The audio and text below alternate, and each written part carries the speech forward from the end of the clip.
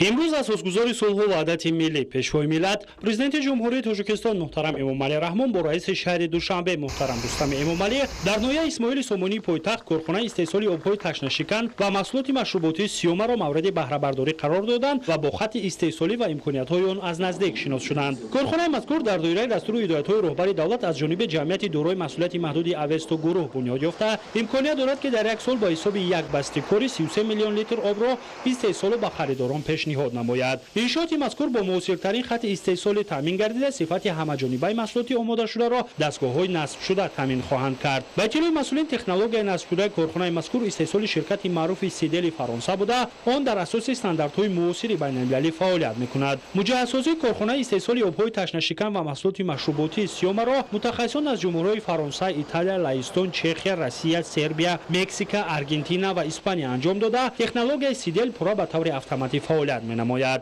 طور به سروری دولت اطلاع دادن در کارخانه دقت اولین درجه به صفت محصولات استحصال گردیده ظاهر گردیده، خط استحصالی با فیلتر تازه‌کنی چهارزینگی تامین می‌باشد. از جمله برای تامین صفت خوب و مطابق سازی آن با طلبات جاری بین‌المللی آب از فیلترهای کوارسی، کربنی، کرمیکی و ایونی کنونی گذرانیده می‌شود. در این برابر جهت تامین بخطری محصولات و حفظ سلامتی استعمال کنندگان نظام ازونی کننده نیز در کارخانه تازه بنیاد استفاده برده می‌شود که این تدبیرها صفت همه‌جانبه محصولات را تامین خواهند کرد. استحصال آب‌های گازناک، بگاز و آب‌های خشک‌دم در ظرف‌های پلاستیکی و شیشگی گوناگون حجم به راه مانده شده نمود ظاهری و صفت آن جوابگو به طلبات استانداردهای داخلی و خارجی میباشد. با فعالیت آغاز نمودن کارخانه مذکور امکانیت می‌دهد که منبع در اینجا نه تنها محصولات واردات عوض کننده بلکه به صادرات نگرانیده شده نیز استحصال کرده شود، زیرا این کارخانه از روی استانداردهای اعتراف گردیده جهانی فعالیت خود را راه‌اندازی کرده است.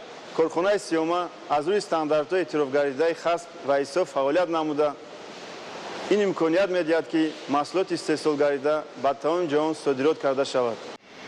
با اطلاع مسئولین هنگام وصل نصب خط استحصالی در اساس قراردادهای به امضا رسیده شرکت اوستو گروه و سیدل فرانسه متخصصان محلی از کورس‌های آموزشی گذشته ترتیب استفاده برای تکنولوژی را پورا از خود نموده فعلا مستقیما اداره فعالیت خط استحصالی را عملی می‌سازند. تکنولوژی ها را ما همراه خارجی‌ها از اروپا، از خصوصا دولت‌های فرانسه، پولشا، ایتالیا، از ونزوئلا، از مکزیک همراه آنها در اینجا آموزش کردیم. تمام این تکنولوژی‌هایی که در اینجا قرار دارند از بر کردیم.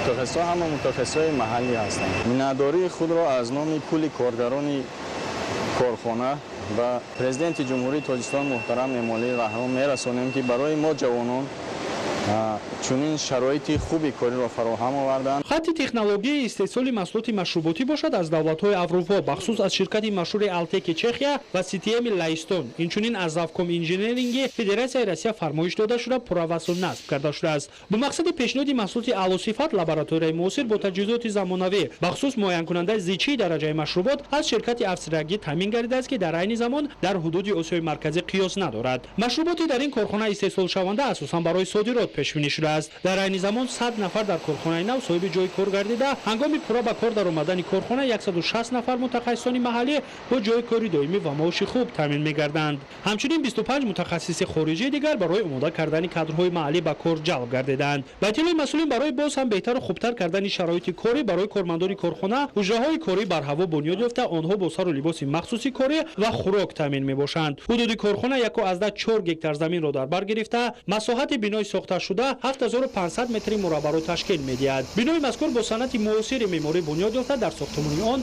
زیاده از 100 نفر متخصصان صاحب تجربه محلی صاحب جای کار گشتند. اثنای شناسایی رهبر دولت به سطح و صفت کارهای انجام یافته بهای بلند داده برای فعالیت پرثمر و استحصال محصولات رقابت‌پذیر به مسئولین کارخانه دستور و هدایت‌های مفید دادند.